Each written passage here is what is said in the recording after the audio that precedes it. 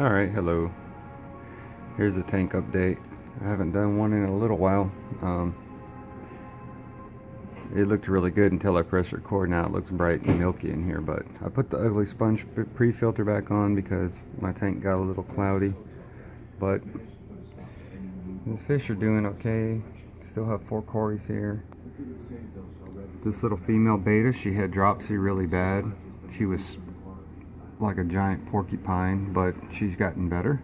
So if you have a fish that's not too stressed out, if they still act like normal, they can get over it. She got over it. She's fine now.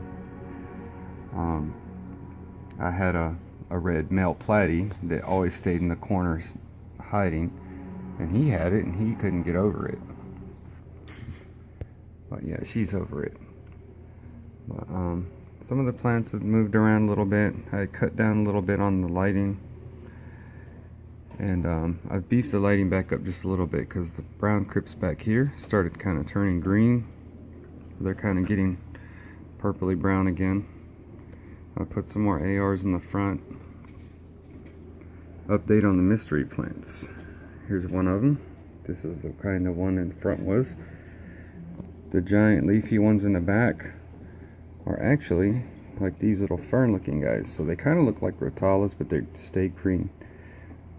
The ones in the corner, there's just a few left. I clipped them all halfway and let the tops grow out.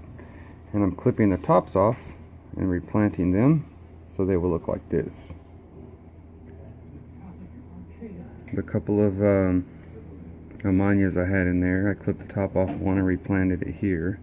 I'm going to put a couple more ARs here to cover this area. The crinum's doing good. Down there hiding is the little pink crypt. I moved it out of the way because the space I cleared forward over here just wasn't filling in. I put a red Winty there, so it's growing.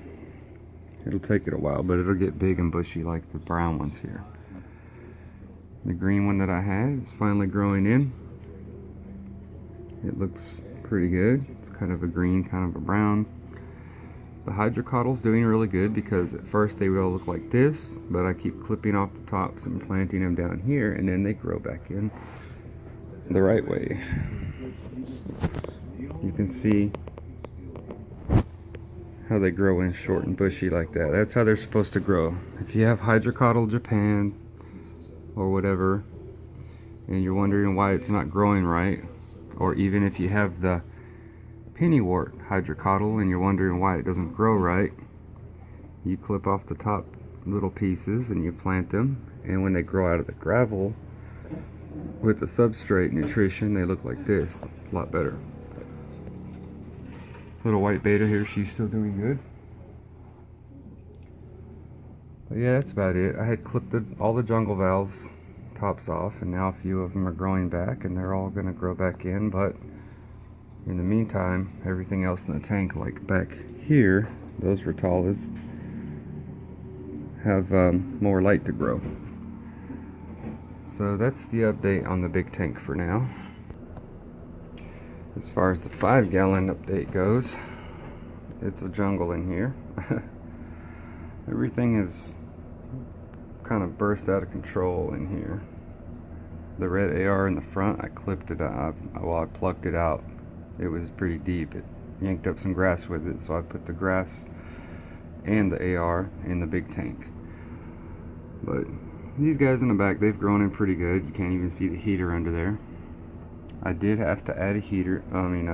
I did add a filter back in, so the water level constantly drops as I refill it, but it took care of the film that I had on top. The grass has exploded everywhere. I have to mow it down kind of short once in a while.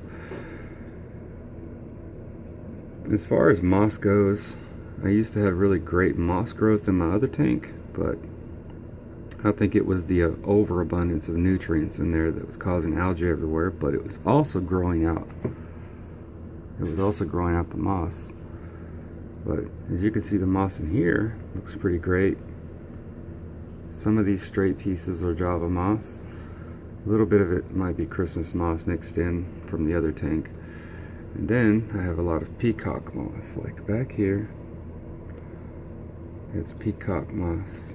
So the mosses are growing okay. The Betta, she's doing good. The ARs, they're out of control. I'll clip the tops off of these and put them in the big tank soon.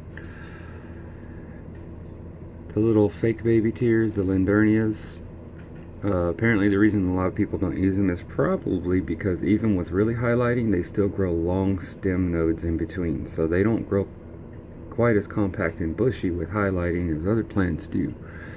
They seems like they still grow kind of tall and lanky, but they're bushy enough. You see that little piece of pennywort back there. When you plant pennywort tops, they grow really slow. Java moss in here is doing okay. It does get a little bit of like hair algae and stuff once in a while, but as you can see, there is a little bit of green growth on this moss here, the Physidens fontanus. Got a little bit of green growth on it, but it grows in extremely slow. So I just put that rock in here and left it. It's a piece of Hydrocotyl Japan from the back, growing out to the front. The Hydrocotyl Japan back here, you can see where I planted it in the bottom and it's growing in the right way, but it grows slow that way. The stems grow really fast, but I mean, they're not as healthy as when you plant them in there.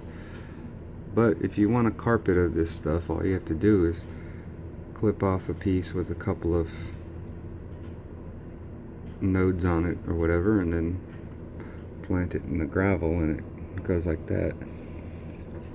This is a windy brown. It's not doing fantastic. I've just kind of left it in there, see what it does. I don't know if it's going to recover or not, but that's an update on the 5-gallon. It does still have maybe, I think, 2 shrimp in it somewhere, and I do see them and they do eat. I think there's only 2 left. The little ram's horns in there, they've grown big. That's an update on both tanks. That's about it.